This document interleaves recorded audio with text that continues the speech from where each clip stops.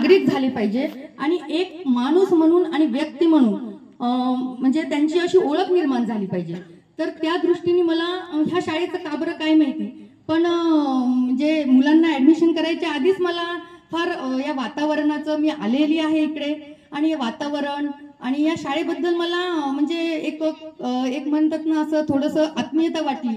आणि का बरं कुणास ठाऊक मला एकदम छान अशी, म्हणजे माझी मुलं अगदी छान शाळेत होते असं काही नाही आहे, पण तिथून तो परिसरही लांब पडायचा आणि का हे वाटलं काय माहिती, मी दोन्ही मुलांच्या इथे ऍडमिशन केल्या आणि तेव्हापासून मी बदलही बघत आहे त्यांच्यामध्ये। माझी मुलगी खूप शांत होती, अतिशय शांत होती, बिलकुल म्हणजे बोलायची नाही, काहीच नाही, पण इथे आल्यापासून मी एका वर्षातच तिच्यामध्ये खूप अनुभव बघितला की ती एकदम म्हणजे प्रत्येक याच्यामध्ये पार्टिसिपेट करते, अँकरिंग करते। एका वर्षातला तिचा हा बदल आहे। आता या समर कॅम्पला सुद्धा त्यांनी स्वतःहून, आणि विशेष म्हणजे आज म्हणजे कालपासून माझ्या म्हणजे जवळचं लग्न होतं, तिला म्हटलं मी बेटा आपण जाऊ दोघांनाही, पण नाही, तुला तुझं काय करायचं ते कर, आम्हाला समर कॅम्पलाच जायचं आहे आणि आम्हाला आमची ऍक्टिव्हिटीज करायची।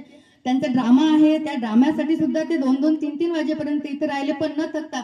आणि आमचा सुद्धा इतका विश्वास आहे, ते दिवसभरी जरी राहिले या शाळेमध्ये तरी आम्हाला असं वाटत नाही की ते हे म्हणजे कुठेतरी आहेत। आम्हाला अशी बिलकुल काळजी वाटत नाही की मुलं आपले, असं वाटतं एखादं जसं घर आहे, आपलं घर सोडून जसं एक दुसरं घर आहे तसंच मुलं आपले सुरक्षित आहेत। आणि इथला जो स्टाफ आहे ना तो खरंच अगदी एवढा मेहनती स्टाफ आहे, सगळेजण म्हणजे अगदी असं वाटणार नाहीत की आपल्याला प्रत्येक बारीक बारीक गोष्टींची फोन करणं, विचारणं आणि प्रत्येक गोष्टींची जाणीव करून देणं की मॅडम आज म्हणजे मुलगा का नाही आला, काय येत नाहीये, 2 दिवस झाले मुलगा नाही आला, हे काय झालं काय नाही।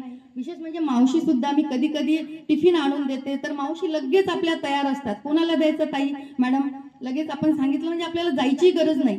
इतकं म्हणजे वातावरण इतकं छान आहे ना की सरांनी आता सगळ्यांनी समजून सांगितलेलं आहे की खूप सुंदर असं वातावरण आहे, स्टाफ छान आहे। आणि समर कॅम्पचं एक वैशिष्ट्य म्हणजे मुलांना हेल्दी नाश्ता, इतका म्हणजे घरी आल्यावर त्यांना जेवणाचीही हे नाही, आम्हाला छान अगदी काय मिळालं एकदम हेल्दी नाश्ता आणि त्यांचं आवडतं जे काय सगळं आहे आवडतं आणि पोटभर। म्हणजे मी समर कॅम्प बघितले पण एवढं छान पोटभर नाश्ता आणि तोही हेल्दी, म्हणजे मुलांच्या सगळ्या तब्येतीच्या दृष्टीने मला खूप म्हणजे छान वाटलं। मागच्याही वर्षी मी त्याचा अनुभव घेतला, याही वर्षी मी अनुभव घेतला। त्याच्यामुळं समर कॅम्प आणि शाळा याच्याबद्दल म्हणजे खूप काही सांगण्यासारखं आहे। तसेच जे सरांनी आता डिजिटल बोर्ड हे केलंय ते तर मुलांच्या दृष्टीने म्हणजे आता त्याचा आपल्याला अनुभव येणारच आहे येत्या एका वर्षात। म्हणजे जी काही इम्प्रूव्हमेंट आता आपल्या मुलांमध्ये आहे त्याच्यापेक्षा आपल्याला कदाचित खूप जास्त इम्प्रूव्हमेंट आपल्याला एका वर्षात दिसणार आहे। माझ्या मुलीला आता स्कॉलरशिप मध्ये ती पास झालेली आहे, नवोदयमध्ये तिने छान मार्क्स घेतलेले आहेत। शहरी विभागातून असल्यामुळं सिलेक्शन नाही होऊ शकलं, सैनिक स्कूलची एक्झाम दिली, म्हणजे तिच्यामध्ये अभ्यासात तर आहेच पण बाकीची जी इम्प्रूव्हमेंट आहे, मुलगा सुद्धा माझा फार बंड होता पण इथे येऊन त्याला अभ्यासाची गोडी लागली आणि इतर ऍक्टिव्हिटीजची पण, म्हणजे असे ते कधीच म्हणणार नाहीत की आम्ही आई घरी राहतो म्हणून आणि आम्हाला शाळेत जायचं जीवार आलं। आणि टीचर बद्दलही खूप भरभरून सांगतात। आपण समर कॅम्पचे आल्यावर विचारलं की काय, आम्हाला सुद्धा सांगितलं त्यांनी की आई आम्हाला आज हे शिकवलं, आम्हाला इतकं सुंदर योगा शिकवलं। आपण जर घरी म्हटलं त्यांना की करा तर नाही, तेच उलट आपल्याला म्हणतात आई तुझं काही दुखत असेल ना तर आम्हाला आज हे सांगितलं बरं, आई तू असं कर, थायरॉइड साठी ते सांगितलं, याच्यासाठी ते सांगितलं, करून दाखवलं अक्षरशः मुलांनी घरी येऊन। त्याच्यामुळं खूप सुंदर वातावरण आहे, परिसर आहे।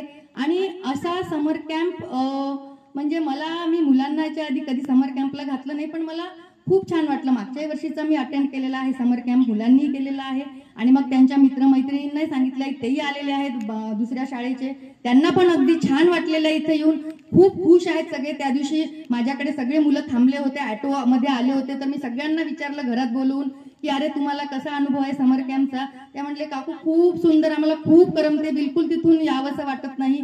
8ही वाजले, 8:30 वाजले, 9 वाजले तरी मुलांना असं वाटते 10ही वाजले तरी इथंच थांबावं।